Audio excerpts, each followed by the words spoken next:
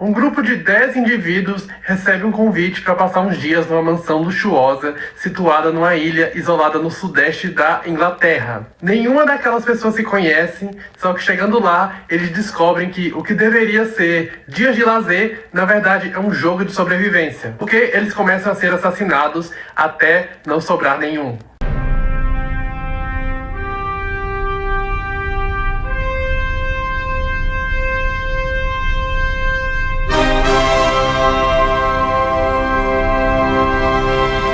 Opa, essa é a premissa do E Não Sobrou Nenhum, que é um romance de mistério da famosa rainha do crime, a britânica Agatha Christie. Essa autora tão prolífica, responsável por tantos títulos de sucesso e de grande impacto e influência assim, na literatura policial. E se você ainda não leu esse romance, provavelmente já deve ter pelo menos ouvido falar sobre ele. Ele é o romance de mistério mais vendido da história, com 100 milhões de exemplares, desde a sua publicação original, ali em 1939. Então, voltando àquela premissa, aqueles convidados ali da chamada Ilha do Soldado, eles não poderiam ser mais diferentes entre si. Então você vai ter um astro de Hollywood, um juiz de carreira brilhante, uma senhorinha muito religiosa, um médico cirurgião. O que eles têm em comum, na verdade, é que eles não são tão inocentes assim. Cada um daqueles personagens esconde um crime que cometeu no passado, um crime pelo qual, quando não foram absolvidos pela justiça, nem mesmo chegou a ser julgado.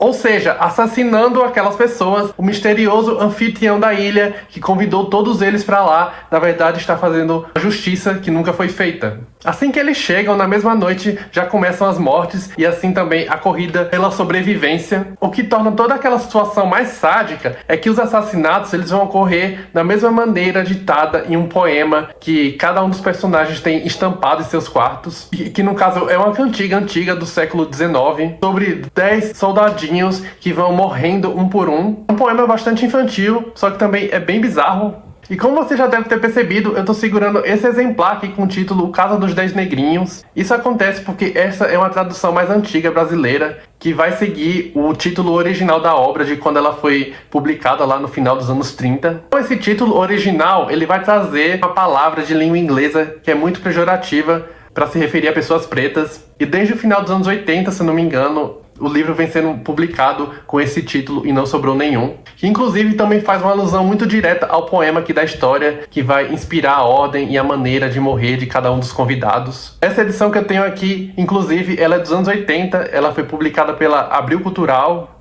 A gente vai ter então nesse romance um jogo assim de xadrez, de morte, extremamente claustrofóbico, que se dá em uma casa que está totalmente isolada do mundo exterior. E tudo aquilo orquestrado por um vigilante misterioso que não só deseja fazer justiça com as próprias mãos, mas também quer fazer daquilo o jogo mais psicológico e cruel possível.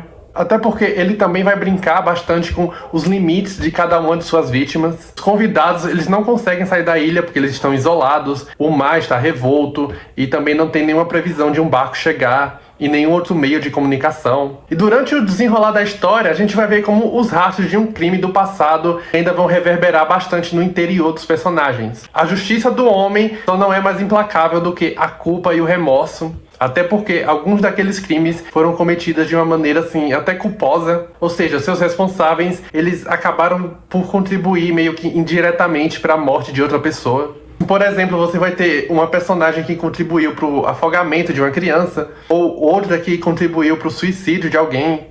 Mais uma vez, sentindo-se ameaçados, todos vigiavam uns aos outros, trocando olhares furtivos.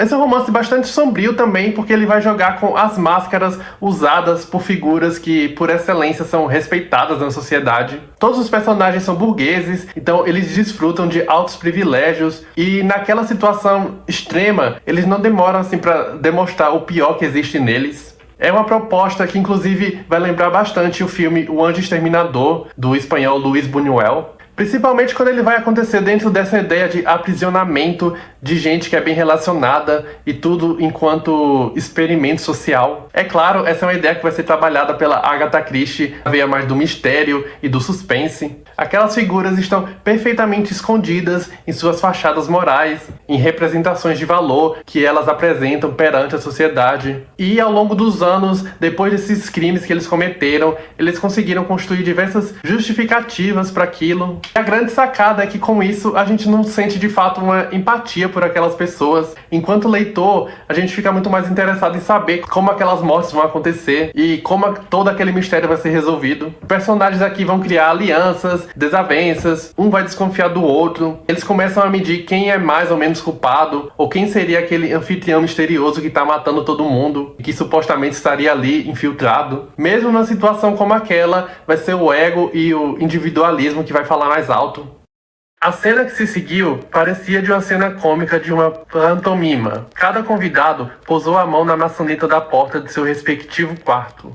Depois, como se atento a um sinal, cada um entrou e fechou a porta. Ouviram os ruídos dos ferrolhos, das fechaduras e de móveis sendo arrastados. 4 pessoas apavoradas, entrincheiradas até a manhã seguinte. Esse aqui é um romance escrito de uma forma assim muito meticulosa. A Agatha Christie é uma escritora de muita sapiência, muito precisa, direta. É uma linguagem que realmente te engaja na leitura, e até porque esse é um romance relativamente curto, então você lê muito rápido. E mesmo os personagens sendo arquétipos, assim, representações, é sempre interessante quando a autora ela vai resvalar no que está se passando no interior deles. Quando eles se encontram sozinhos em seus quartos, ou se entregam a uma avaliação do seu passado, a gente tem momentos de flashback. Aquilo, além de enriquecer o personagem, também vai servir justamente para tornar tudo ainda mais imprevisível e para atiçar nossa curiosidade sobre qual que vai ser o fim daquilo tudo. Enfim, e o Não Sobrou Nenhum é uma leitura de muito fôlego. Eu acho que eu só não gostei tanto assim do final, embora, é claro, seja um recurso que era muito típico na época. Ele não deixa a leitura menos surpreendente, porque a Agatha Christie, ela realmente é muito engenhosa em criar todas essas situações absurdas que vão se emaranhando cada vez mais, como se fosse um labirinto. E depois vim fechando todas as pontas soltas. Nesse caso, quando as pontas soltas são fechadas, realmente é porque já não sobrou nenhum. Tá todo mundo morto.